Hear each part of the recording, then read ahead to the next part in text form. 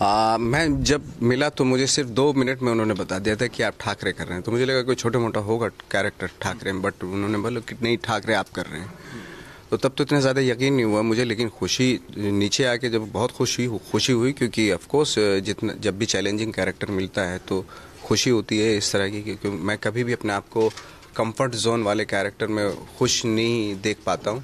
जितने भी uncomfort zone वाले कैरेक्टर मुझे मिलते हैं तो उससे बहुत डबल खुशी होती है मुझे। प्रेशर की वजह से ये देखिए आधी हो गई हैं।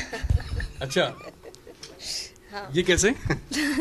नहीं एक्चुअली ऐसा है कि जब भी हम कोई एज एक्टर्स एक रोल की रिस्पॉन्सिबिलिटी लेते हैं तो मेरा ये मानना है कि आपका सिर्फ मैं रोल कैसे निभाऊंगी इस पे ध्यान होना चाहिए।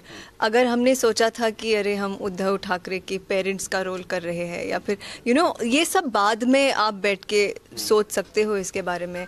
तो मीना ताई जो थी उनका इंडस्ट्री में एक अलग इमेज है। Like lot of senior actors came and said अरे हम जब मातोश्री में गए हैं तो माँ साहिब ने हमको परोसा है और इतनी हॉस्पिटैलिटी थी उनमें।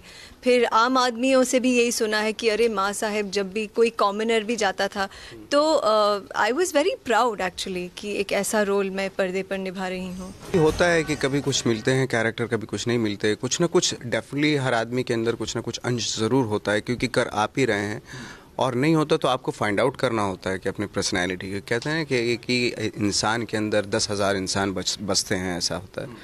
तो कहावत तो है ये, लेकिन है भी सच, क्योंकि आप ही हो जो अपनी मदर के सामने कुछ और हो, मेरे सामने बिल्कुल प्रोफेशनल, बिल्कुल एक एंकर की तरह मुझसे बात करो, जर्नलिस्ट की तरह बात कर रहे हो, और आप ही हो गर्लफ्रेंड के सामने कुछ और होते हो। है तो एक ही इंसान, लेकिन सबके साथ वो अलग अलग होता है। कोई कुछ बोलता है, वो तो बहुत ही ईगोइस्ट है, कोई बोलता नहीं बहुत ही प्यारा आदमी है वो। भाई है तो इंसान एक ही, लेकिन ये सारे रूप एक ही इंसान के अंदर होते हैं। ज़रूरत होती है जब हम कोई किरदार मिलता है हमको, वो फाइंड आउट करने के कि अपने अंदर से उसका कुछ भी अंश अगर है तो फाइंड आउट करें।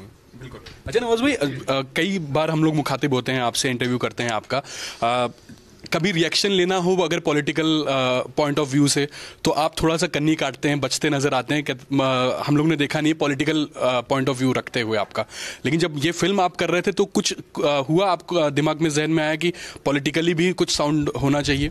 मैं एक एक्टर हूँ और मेरी एक्सपर्टीज़ नहीं है पॉलिटिक्स या और भी दूसरे सब्जेक्ट। उसके लिए बाकायदा एक्सपर्ट्स हैं, एक्टिविस्ट हैं, तो वो उनकी राय ज़्यादा मायने रखती है बजाय मेरे। मैं एक एक्टर हूँ जो आप अगर मुझसे मेरी क्राफ्ट के बारे में पूछें तो मुझे बड़ी खुशी होती है। आप पूरे दिन बात करेंगे एक्टिंग के ऊपर, मैं नहीं थकूंगा, आप थक जाएंगे, क्योंकि मेरी एक्सपर्टीज़ है, जो हम जिस चीज़ के लिए आए हैं, जो काम कर रहे हैं, अगर उसके बारे में हमसे पूछा जाए तो खुशी होती है, क्योंकि दूसरी चीज़ों के बारे में मुझे नॉलेज नहीं है ना। तो मैं बिना किसी चीज़ की नॉलेज लिए हुए, बिना किसी चीज़ को जाने, मैं अपनी ओपिनियन, अपनी राय देना मुझे लगता है कि बेवकूफ़ी है। अमृता, किस तरीके से आप रिलेट करती हैं अपने किरदार को मीना ताई के किरदार से?